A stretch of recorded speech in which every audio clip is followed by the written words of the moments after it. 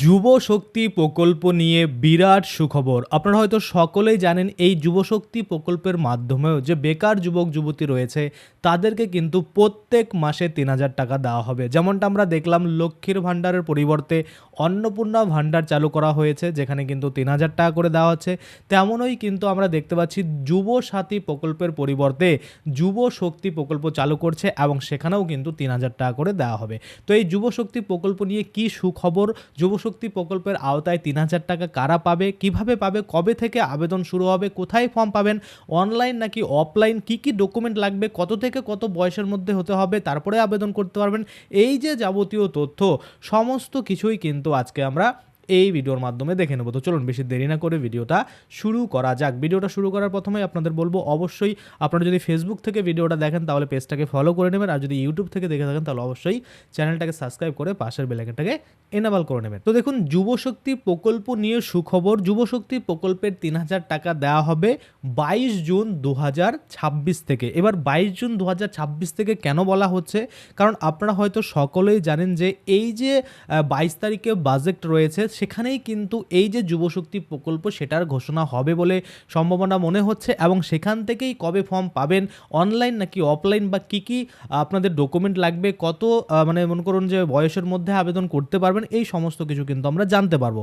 কি বলা হচ্ছে, অবশেষে জানা গেল যুবশক্তি প্রকল্পটির পরিচালনার টাকা ২২শে জুন বাজেটে বরাদ্দ করা হবে। অর্থাৎ ২২ তারিখ যে বাজেট রয়েছে সেই বাজেটে কিন্তু এই যুবশক্তি প্রকল্পের টাকা বরাদ্দ করা হবে।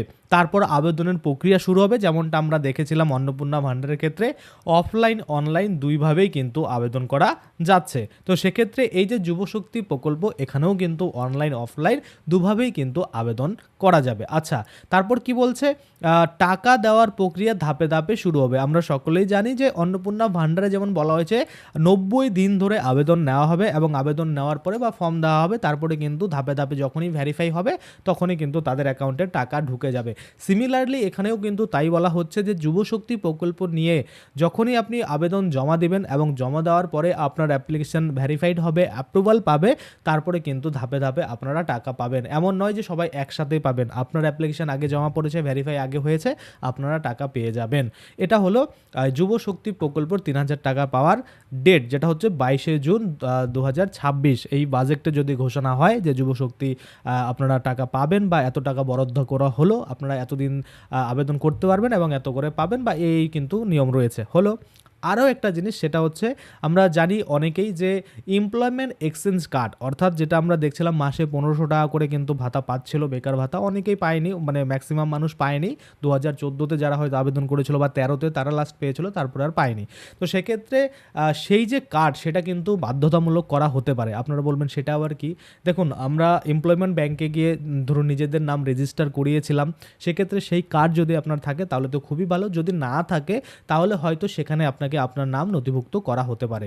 এবার সেখানে আপনি কেন নথিভুক্ত করবেন? আপনি তো শুধুমাত্র ৩,০০০ টাকা করে যুবশক্তির টাকাই চান, তাহলে ওখানে নথিভুক্ত করার কারণ কি? দেখুন, এবার আমি আপনাদের ডিটেলসে বলি যা যা কিন্তু বলা হয়েছে যুবশক্তি নিয়ে। কি বলছে, এমপ্লয়মেন্ট এক্সচেঞ্জ কার্ড কেন বানাবেন, তাই না?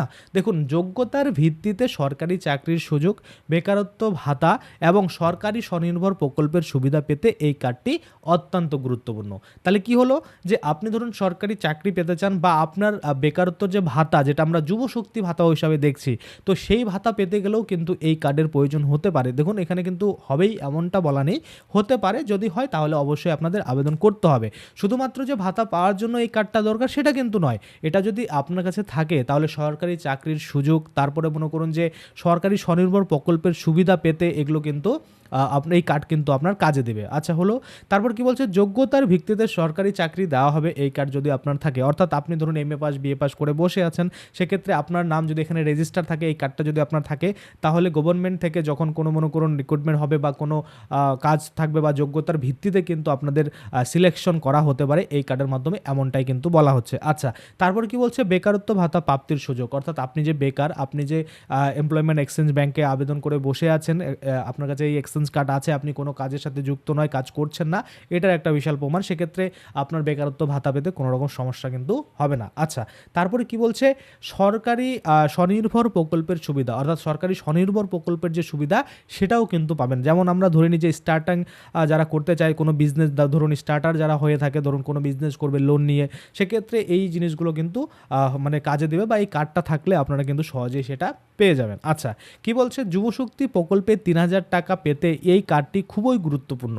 এখানে কিন্তু মানে ঠিক বা একদম জোর দিয়ে বলছে না, কিন্তু এখানে বলছে, কি বলছে, যে যুবশক্তি প্রকল্পে 3,000 টাকা পেতে এই কার্ডটা কিন্তু খুবই গুরুত্বপূর্ণ, মানে ম্যান্ডেটারি সেটা উল্লেখ করেনি, কিন্তু গুরুত্বপূর্ণ বলেছে। অর্থাৎ আপনাদের এমপ্লয়মেন্ট এক্সচেঞ্জ কার্ড হয়তো থাকা প্রয়োজন থাকবে যখন 22 তারিখে বাজেট ঘোষণা হবে, এবং সেই বাজেটে যখন এই যুবশক্তির কথা উল্লেখ থাকবে, তখন কিন্তু আমরা যে নিয়ম বা অফিসিয়াল নোটিফিকেশন পাবো, সেখানে কিন্তু আমরা জানতে পারবো যে আবেদন করতে গেলে এই যে এমপ্লয়মেন্ট এক্সচেঞ্জ কার্ড বা গভর্নমেন্ট অফ ওয়েস্ট বেঙ্গলের যে মনে করুন এই এক্সচেঞ্জ কার্ড, সেটা দরকার হবে কিনা। আশা করা যাচ্ছে যে এটা দরকার হবে, কারণ এটার মাধ্যমে কিন্তু আপনাদের যাবতীয় তথ্য বা আপনাদের রিজিউম কিন্তু ওখানে আপডেটেড থাকে।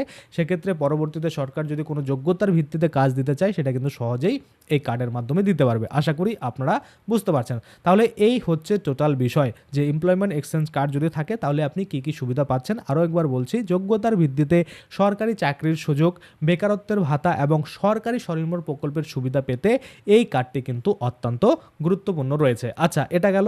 এবার তাহলে 22শে জুন যখন বাজেট ঘোষণা হবে, তখন থেকেই কিন্তু আপনারা জানতে পারবেন যে আবেদন অনলাইন কবে থেকে শুরু হচ্ছে, আবেদন অফলাইন আপনারা কোথায় ফর্ম পাবেন, এবং আপনার আবেদন ফর্মের সাথে কি কি ডকুমেন্ট জমা দিতে হবে, মিনিমাম মাধ্যমিক পাস নাকি আরও উপরে রাখা হবে, তারপরে বয়সের সময়সীমা কি রাখা হবে।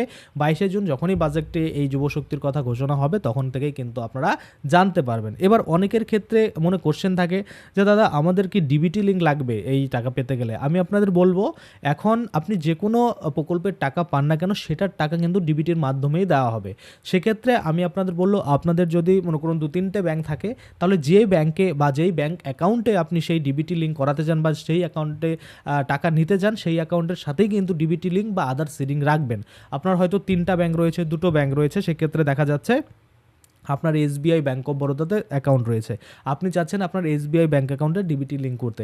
সেক্ষেত্রে এসবিআই যে ব্রাঞ্চ রয়েছে, আপনার সেই ব্রাঞ্চে গিয়ে একটা ফর্ম ফিল আপ করবেন আধার সিডিংয়ের, বলবেন যে আমি গভর্নমেন্ট সাবসিডি বা ডাইরেক্ট বেনিফিট ট্রান্সফার ডিবিটির যে লিঙ্ক, সেটা আমি এই অ্যাকাউন্টের সাথে করতে চাই। সেক্ষেত্রে তারা কিন্তু আপনার লিঙ্কটা করে দেবে, এবং পরবর্তীতে যখনই এই যুবশক্তির টাকা বলুন, তারপর অনেকে অন্নপূর্ণার ভাণ্ডার পাবেন, সেই অন্নপূর্ণা ভাণ্ডারের টাকা বা আরও অন্যান্য যেমন গ্যাসের সাবসিডি, আরও যে অন্যান্য যত ধরনের প্রকল্প রয়েছে সরকারি, সেগুলো কিন্তু ডিবিটির মাধ্যমেই আপনারা সরাসরি আপনাদের অ্যাকাউন্টে পেয়ে যাবেন। আশা করি আপনারা বুঝতে পারছেন। তাহলে এই যুবশক্তি প্রকল্পের টাকা পেতেও আপনাদের যে ডিবিটি লিঙ্ক লাগবে, এটা কিন্তু কনফার্ম থাকুন। কেননা অনেকেই ভাবেন যে ডিবিটি লিঙ্ক না থাকলেও হয়তো অ্যাকাউন্টের মাধ্যমে দেবে। দেখবেন আপনার লক্ষ্মীর ভাণ্ডার প্রকল্পের ক্ষেত্রে আমরা দেখতে পেয়েছি, সেখানে কিন্তু অনলাইনে যখন আপনি আবেদন করবেন, আবেদন সাবমিট করবেন, সেখানে কিন্তু অ্যাকাউন্ট নাম্বার চাওয়া হচ্ছে না। তাহলে টাকাটা কীভাবে দেবে? অবশ্যই আপনাদের মধ্যে কোশ্চেন আসে যে ব্যাঙ্ক অ্যাকাউন্ট না নাম্বার নিলে। তো সেক্ষেত্রে আমরা জানি আধার কার্ডের মাধ্যমে পেমেন্ট কিন্তু হয়, অর্থাৎ আপনার আধার কার্ডের সাথে যেইটা সিডিং থাকবে, যেই অ্যাকাউন্ট সিডিং থাকবে, সেইখানেই কিন্তু আপনার টাকা ঢুকে যাবে। যাদের লক্ষ্মীর ভাণ্ডার বা অন্নপূর্ণা ভাণ্ডার ঢুকেছে তারা কিন্তু জানেন। আশা করি বুঝতে পারছেন। তাহলে যুবশক্তি প্রকল্পের ক্ষেত্রেও ডিবিটির লিঙ্কটা কিন্তু মাস্ট। তাই হাতে সময় রয়েছে, 22 তারিখ বাজেট ঘোষণা হবে, তার আগে কিন্তু অনেকটা সময় আপনারা অবশ্যই নিজেরা চেক করে দেখে নিন যে আপনাদের ডিবিটি লিঙ্ক রয়েছে কিনা। যদি না থাকে তাহলে করিয়ে নিন, যদি অন্য ব্যাংকের সাথে থাকে তাহলে কীভাবে আপনারা চেঞ্জ করতে পারেন সেটা করে নিয়ে কিন্তু আগে থেকে রেডি থাকুন।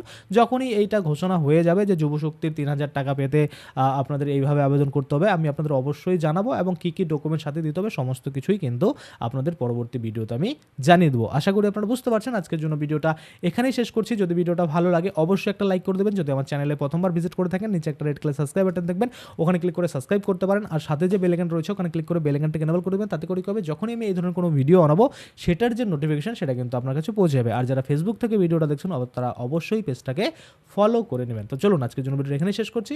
ধন্যবাদ।